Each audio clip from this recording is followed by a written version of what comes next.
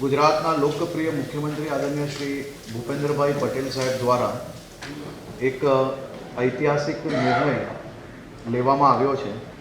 રાજ્યમાં સમાન સિવિલ કાયદાની આવશ્યકતા ચકાસવા માટે કાયદાનો જે મુસદ્દો તૈયાર કરવાનો છે તેના માટે એક મહત્ત્વની સમિતિ જે તૈયાર કરવામાં આવી છે અને એ બાબતે આદરણીય મુખ્યમંત્રી શ્રી આપ સૌને जानकारी आपसे. आदरणीय मुख्यमंत्री श्री.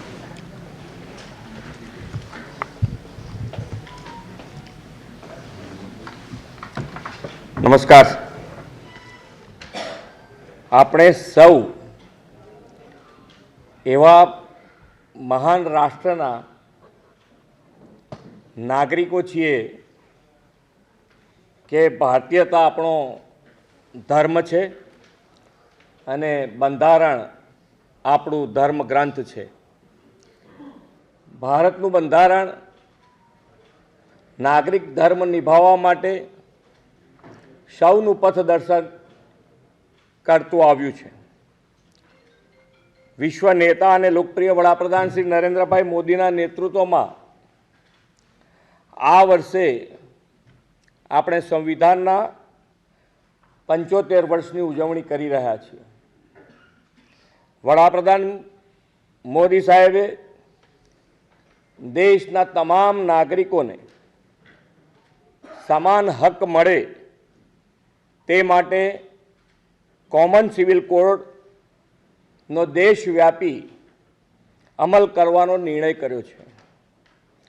આદરણીય વડાપ્રધાન શ્રી નરેન્દ્રભાઈ મોદીની ભારતીય જનતા પાર્ટીની સરકાર જે કહેવું તે કરવું એક કાર્યમંત્રને અનુસરીને સરકાર કામ કરે છે. આર્ટિકલ 370ની નાબૂદી, વન નેશન વન ઇલેક્શન, નારી શક્તિ વંદના અધિનિયમ, ટ્રિપલ તલાક કાનૂન વગેરે માટે જે વચનો આપવામાં આવ્યા તે એક પછી એક પૂર્ણ થઈ રહ્યા છે. એ જ દિશામાં આગળ વધતા વડાપ્રધાન શ્રી સમાન નાગરિક ધારાનો અમલ કરવાનો માટે સંકલ્પબદ્ધ છે.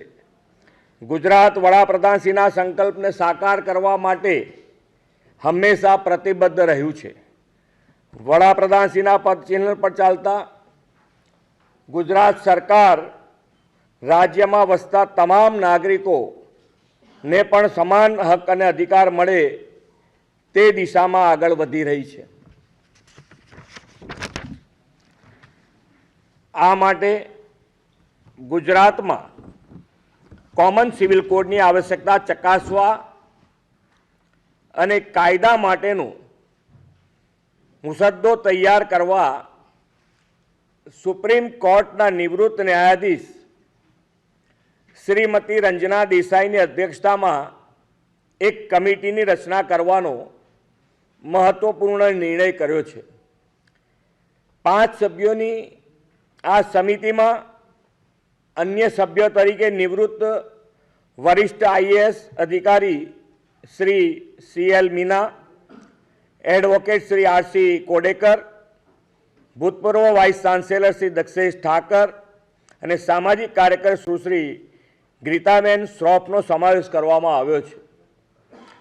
આ કમિટી તમામ પાસાઓનો સુગ્રથિત અભ્યાસ કરીને પોતાનો રિપોર્ટ 45 દિવસમાં રાજ્ય સરકારને આપશે અને રિપોર્ટના આધારે રાજ્ય સરકાર યોગ્ય નિર્ણય કરશે. Thank you.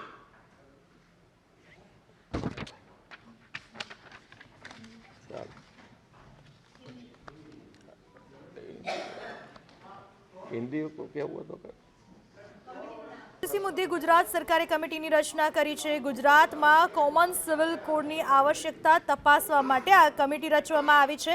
सुप्रीम कोर्टना निवृत्त न्यायाधीश रंजना देसाईनी अध्यक्षतामां आ कमिटीनी रचना कराई छे. 5 सभ्योनी आ कमिटी छे.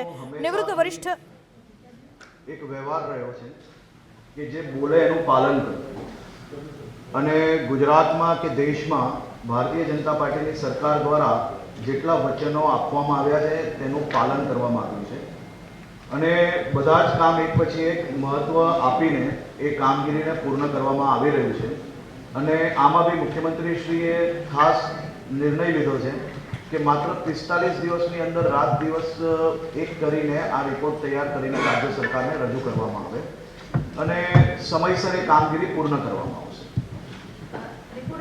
પહેલા જે રીતે ઉત્તરાખંડની વાત કરીએ તો ઉત્તરાખંડની અંદર જે રીતે ડ્રાફ્ટ બન્યો, પબ્લિક ઓપિનિયન આયા, આ કમિટી કઈ રીતે કામગીરી કરશે? દરેક રિપોર્ટ એક જ નિયમના આધારે બનતા હોય છે અને રિપોર્ટ બનાવતી વખતે આ બધા જ વિષયોનું ધ્યાન રાખવામાં આવશે. રંજનાબેન દેસાઈની જ કેમ રેકોમેન્ડ કરીએ? ઉત્તરાખંડમાં પણ એમણે ઉત્તરાખંડના યુસીસી લાગુ કરવા માટે પણ રંજનાબેન દેસાઈ એ સુપ્રીમ કોર્ટના એક્સ જસ્ટિસ છે અને એક ખૂબ જ અનુભવ ધરાવતા વ્યક્તિત્વ છે. નહીં, એમની જ કેમ ચૂઝિંગ કર્યું? એ ચૂઝ કરવા વખતે તો અનુભવના આધારે ચૂઝ કરતા હોય છે એટલે કેમ ચૂઝ કર્યું એનું કોઈ પર્ટિક્યુલર રીઝન ના હોય, પરંતુ એમનો અનુભવ એ ખૂબ બોલો છે અને સુપ્રીમ કોર્ટના એક્સ જસ્ટિસ છે. 3 વિષયો છે આ કાયદાને લઈને. રૂપાલા સાહેબે જાહેરાત કરી વખતે પણ વાત કરી હતી આપણે લોકોએ. એ બાબતની ક્લેરિટી જોઈએ છે. એક તો આપણું સ્ટેટ 14 થી 15% આદિવાસી સમૂહ ધરાવતું રાજ્ય છે, તો એના જે સ્પેશિયલ અધિકારો છે એને આ કાયદો અસર કરશે કે કેમ? સરકાર શું વિચારી રહી છે? બીજું કે સ્ટેટની અંદર પહેલાથી ધર્મના આધારે રેસિડેન્સિયલ્સ નું વિભાજન છે, અશાંતધારો અહીંયા આગળ લાગુ છે, તો એ અશાંતધારાને આ કેવી રીતે અસર કરશે કે કેમ? આ બાબતની ક્લેરિટી જોઈએ. સર્વપ્રથમ તો આ ખૂબ મહત્વનો પ્રશ્ન છે.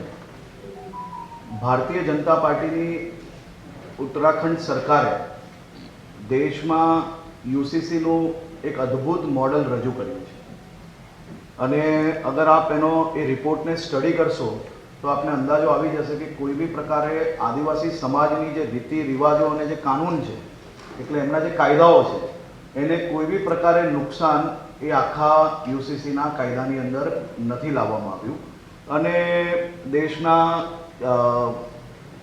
ગૃહમંત્રી આદરણીય શ્રી અમિતભાઈ શાહ સાહેબે બી ઝારખંડમાં એક સભા દરમિયાન દેશભરને સંબોધતા એમને કહ્યું છે કે યુસીસીના કાયદામાં આદિવાસી સમાજને અમે જે બી રાજ્યની અંદર કાયદો લાવશો ત્યાં સંપૂર્ણ ચિંતા કરીને આદિવાસી સમાજના રીતિ રિવાજો અને એના જે કાયદાઓ છે તેનું સંરક્ષણ સંપૂર્ણ કરવામાં આવશે.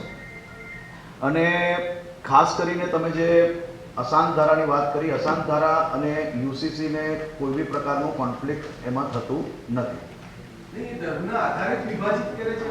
એ ધર્મના આધારે વિભાજિત નથી થયા, એ ક્યાંક ને ક્યાંક ત્યાં જે કાનૂન પરિસ્થિતિ હોય, ત્યાં જે ઘટનાઓ થઈ હોય એના આધારિત આપણે નક્કી કરતા હોઈએ છીએ.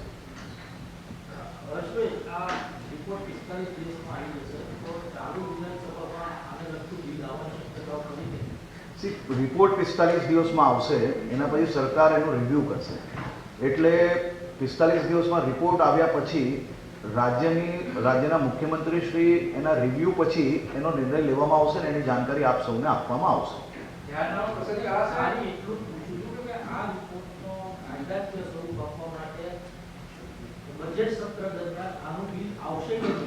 મેં આપને એ જ કહ્યું કે 45 દિવસમાં સરકારને જ્યારે રિપોર્ટ રજૂ કરવામાં આવશે તે પછી સરકાર દ્વારા એનો આખો રિપોર્ટને રિવ્યૂ કર્યા પછી જે અનુકૂળ સમય હશે તે વખતે મુખ્યમંત્રી શ્રી નિર્ણય લઈને એને વિધાનસભામાં લાવશે. બીજું એક હિન્દુ સક્સેશન એક્ટ વિશે સમજવું છે કે એ એક્ટ પણ આ યુસીસીના કારણે અસર થાય છે. ઉત્તરાખંડમાં શું છે અને સરકાર શું વિચારી રહી છે સ્ટેટમાં? ઉત્તરાખંડના રિપોર્ટની અંદર બી અગર આપ જોશો ને તો HUFનું જે મુખ્ય ટેક્સેશન વાળી વાત છે, ટેક્સેશનનો અલગ જ અલાયદો કાયદો છે અને ખાસ કરીને ઉત્તરાખંડના બી તમે યુસીસીનું જે ડ્રાફ્ટ રજૂ થયું છે તેની અંદર બી HUFને કોઈ બી પ્રકારે મેન્શન કરવામાં આવ્યું નથી.